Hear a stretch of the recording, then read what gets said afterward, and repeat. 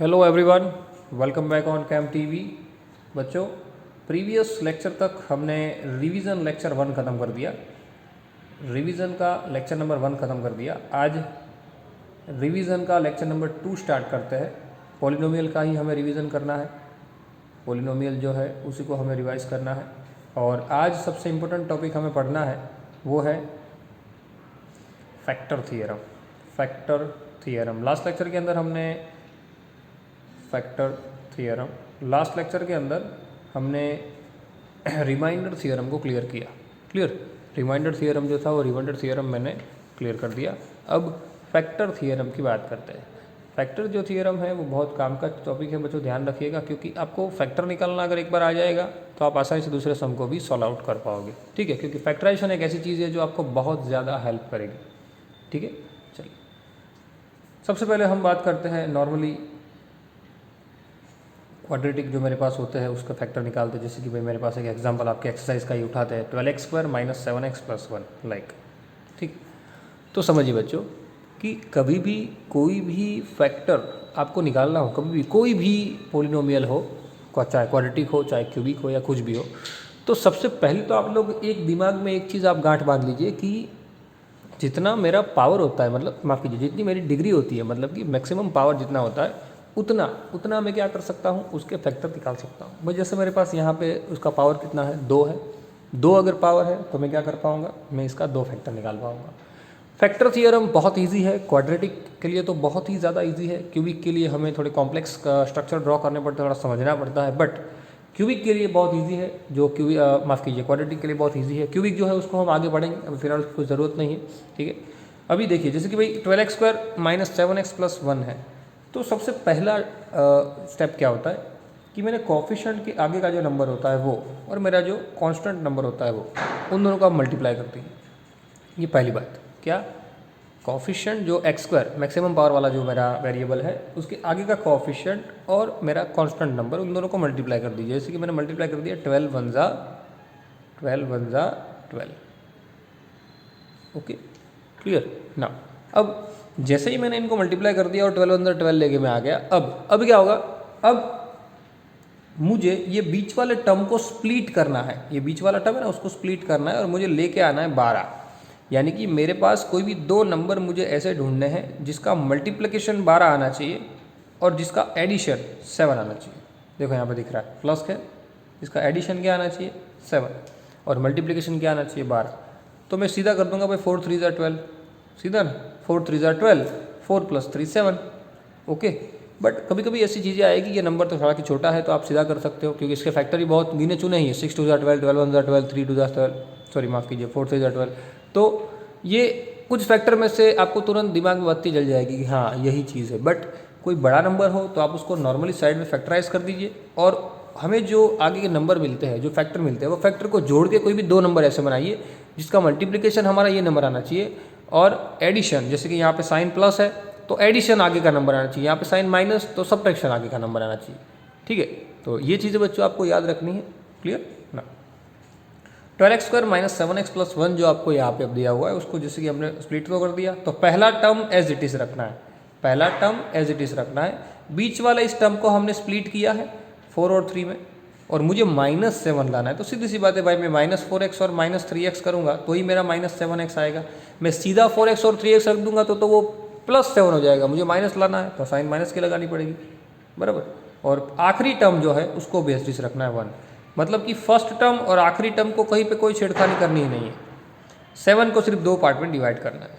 Okay, चलिए अब मेरे 2 कॉम्प्लेक्स हो गए। देखिए 2 टर्म वाले, पहले टर्म में क्या कॉमन आ जाएगा, मैक्सिमम कॉमन ले लो, 4x कॉमन, अंदर रह गया 3x - 1। इन दोनों में क्या कॉमन ले लेता हूँ, -1 कॉमन, अंदर हो जाएगा 3x - 1। अब आपको एक दिमाग में ऐसा चल रहा होगा कि सर आपने -1 कॉमन क्यों लिया।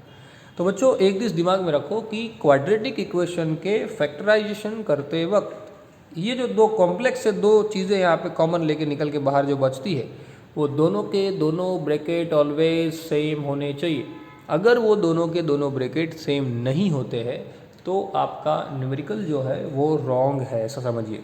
क्या, ये दोनों के दोनों ब्रैकेट अगर सेम नहीं होते हैं तो आपका न्यूमेरिकल जो है वो पूरी तरीके से रॉन्ग है, ऐसा आपको समझना। ठीक है, समझ में आई बात? तो इस चीज़ को अच्छी तरीके से याद रखिएगा ना। इसलिए मैंने माइनस कॉमन लिया। अगर मैंने माइनस कॉमन ना लिया होता, मैंने सिर्फ 1 कॉमन लिया होता, तो मेरा आंसर निकलता -3x + 1, जो पहले के साथ मैच होता नहीं। बट मैंने माइनस कॉमन लिया तो पहले के साथ मैच हो गया। चलिए, पूरे इस पोलिनोमियल में से क्या कॉमन आ जाएगा? ये दो टर्म है, first term and second term, दोनों में से 3x - 1 कॉमन ले लेते हैं। अंदर क्या रह जाएगा? 4x - 1। देखिए, दो फैक्टर निकल गए। मेरे पास एक टर्म था, पोलिनोमियल था। मैंने आपको पहले भी बताया था कि उसका पावर 2 है, मतलब उसके दो फैक्टर निकलेंगे। ठीक है, दो फैक्टर निकाल दिए, है कि नहीं? सिंपल, बराबर। चलो एक और एग्जांपल करते हैं तो आपको क्लियर हो जाए ज़्यादा। 6x² + 5x - 6, क्या? 6x² + 5x - 6। ओके, चलिए इसके अंदर भी वही करना है। सबसे पहले देखिए, 6 6 जा 36। तो कोई भी दुनिया के दो नंबर ऐसे ढूंढो जिसका मल्टीप्लाई 36 आए। और अब देखो यहाँ पे माइनस है तो सब्ट्रैक्शन आए 5। तो 36 के पहले तो फैक्टर निकाल दो, 36 के फैक्टर निकाल दो, 2 18 9 3 3। चलिए, क्लियर? अब कर सकते हैं 2 2 जा 4। आपको दो की पेयर बनानी है, 4 3 जा 9, 9 4 जा हो गया, देखो सेट हो गया। 9 4 जा 36, 9 में से 4 निकलेगा 5, आ गया। फैक्टर अपने आप सेटिंग में ही होते हैं, वो आपको सिर्फ उसको अरेंज करना होता है, थोड़ा दिमाग लगा के, बस और कुछ नहीं करना होता। ठीक है, चलिए फैक्टर हो गया। पहला टर्म एज इट इज़, कोई चेंज नहीं। बीच वाले टर्म को स्प्लिट किया, 5 + 5x लाना है तो 9 में से 4 को निकाल दूंगा, यानी 9x - 4x कर दूंगा तो अपने आप आ जाएगा। आखिरी टर्म को भी कोई छेड़खानी नहीं करनी है, वो भी 6। चलो सिंपल, रेडी ना। 6x + 9x कॉमन क्या आ जाएगा? 3x। अंदर क्या आ जाएगा? 2x + 3। Simple, ready. अब ये दूसरे टर्म में देखो, ये भी माइनस और दोनों टर्म यहाँ पे तो प्लस है। मैंने कहा आपको कि ब्रैकेट सेम लाना है, तो कॉमन क्या ले लूँ मैं? कॉमन ले लूँ -2। अंदर क्या रह जाएगा? 2x + 3। देखिए हो गया दोनों ब्रैकेट सेम, बस वही लाना था। पूरे में से क्या कॉमन हो जाएगा? 2x + 3। अंदर क्या हो जाएगा? 3x - 2। हो गए दो फैक्टर, है कि नहीं? सिंपल, है कि नहीं? ठीक है। तो बच्चों, इस तरीके से आप फैक्टर आराम से निकाल सकते हो। फैक्टर के अंदर आपको दिक्कतें आएगी अगर आपने इसको प्रॉपरली सॉल्व नहीं किया। ठीक है, चलिए एक आखिरी सम सॉल्व करते हैं, उसके बाद इस टॉपिक को ख़त्म करेंगे। एक सम लेते हैं, आपके एक्सरसाइज का ही सम है, लाइक 3x² - x - 4। अब देखिए दोनों टर्म माइनस वाले हैं, माइनस की साइन आती है तो बच्चे घबरा बहुत जाते हैं अचानक से कि भाई सर में प्लस और माइनस साइन में मिस्टेक होगी, ये है वो है। तो मैंने आपको एक चीज़ पहले से ही बताई हुई है कि आपको अगर प्लस और माइनस साइन जो है उसकी गलतियों से छूटना है तो जितना हो सके पहले तो ठीक से लिखना सीखे, कि आपको पता चले कि एक्चुअल में मेरा जो साइन लगाया हुआ है वो कौन से टर्म के साथ है। क्लियर? दूसरी बात, जितना हो सके पॉसिबल हो तो ब्रैकेट बनाइए। यहाँ पे तो ब्रैकेट देखिए आपको दिख रहा होगा, मैंने यहाँ पे ब्रैकेट बनाया है, यहाँ पे ब्रैकेट बनाया है। क्लियर? डिनोटेशन जो है आपका, रिप्रेजेंटेशन जो है वो जितना प्रॉपर होगा उतना ही प्रॉपरली आप लोग परफॉर्म भी कर पाओगे और आप खुद से। वरना कुछ बच्चे ऐसे होते हैं सम गिनते गिनते खुद के ही सम में उलझ जाते हैं, ऐसा नहीं होना है। ठीक है, आपको ध्यान रखना है कि अगर ये स्टेप मैं कर रहा हूँ तो मेरा नेक्स्ट स्टेप कौन सा होने वाला है। बस आपके अंदर इतना सा प्रैक्टिकलनेस आ जाता है तो आप आसानी से मैथमेटिक्स के कोई भी सम को, कोई भी चैप्टर को इवन गिन सकते हो। ठीक है, समझ में आई बात? चलिए, अब जैसे हमने ऊपर के दो सम किए, ये दो सम, वैसे ही यही सम करना है। इसका कोएफिशिएंट है 3 मेरे पास, ठीक है। इसका कोएफिशिएंट है मेरे पास 4, पावर 2 है। पावर 2 है मतलब कि मेरे फैक्टर जो निकलने वाले हैं वो कौन सा है? दो फैक्टर निकलने वाले हैं। चलिए, 4 3 जा क्या हो जाएगा? 12, जिसका मल्टीपल 12 और सब्ट्रैक्शन 1 तो वही है 4 3 जा, दिख ही रहा है। 4 में से 3 निकलेगा, 1 आ जाएगा। सिंपल, बस ये चीज़ जो है ना, ये स्पार्क तुरंत हो जाना चाहिए कि ऐसे दो नंबर है तो मैं कौन से दो नंबर लगाऊं। मैंने 6 2 जा लगाया होता तो 6 में से 2 निकल के 4 बचता तो वो तो यहाँ पे सेट ही नहीं होता। मुझे सब्ट्रैक्शन तो 1 ही लाना है क्योंकि कोएफिशिएंट x के आगे 1 है ना। बस ये चीज़ आपके अंदर एक बार आ जाएगी तो आप फैक्टर के कोई भी सम को आप आसानी से गिन पाओगे। ठीक है, समझ में आई बात? चलिए, नाउ 4 3 जा हो जाएगा 12। ठीक है, हमारा फैक्टर भी निकल गया। चलो इसको आप सॉल्व आउट कर देते हैं। 3x² - 1x - 4, 3x², तो इसके दो फैक्टर निकले कौन से? 4x - 3x। क्लियर? जिसमें एक टर्म प्लस लेना है, यानी 4x - 3x मुझे -1 लाना है, सॉरी -1 लाना है तो बड़ा नंबर माइनस लेना पड़ेगा, छोटा नंबर प्लस लेना पड़ेगा, क्योंकि आप लोग जानते हो जब आप एडिशन सब्ट्रैक्शन करते हो तो बिगर नंबर वाली साइन लगती है। लास्ट टर्म को कोई छेड़खानी नहीं करनी, वो तो एज इट इज रहेगा। चलो 2 फैक्टर हो गए, क्या कॉमन, x अंदर हो जाएगा 3x - 4, यहाँ पे तो कुछ कॉमन नहीं है, मतलब 1 अपने आप 3x - 4 रेडीमेड सेट ही है। चलिए दोनों ब्रैकेट आ गए सेम, क्लियर।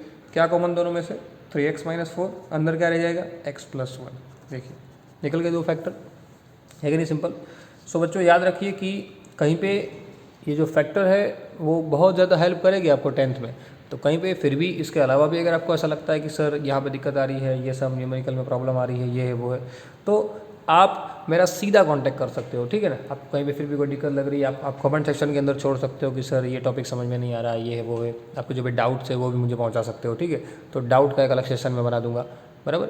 लेकिन कुछ भी तरीके से कुछ भी करके फैक्टर के अंदर कहीं पे भी कोई भी आपकी वीकनेस रहनी चाहिए नहीं, क्योंकि फैक्टर ऐसी चीज़ है जिसकी जो आपकी स्ट्रैंथ होनी चाहिए। मैथमेटिक्स की स्ट्रैंथ फैक्टर है, फैक्टर अलजेब्रा की स्ट्रैंथ कह सकते हो आप, फैक्टर है। फैक्टर क्लियर होगा जितना, उतना ही ज़्यादा आप परफॉर्म कर पाओगे, ठीक है। सो आज के लेक्चर में रखते हैं इतना ही, मिलते हैं अगले लेक्चर में। Till then thanks a lot.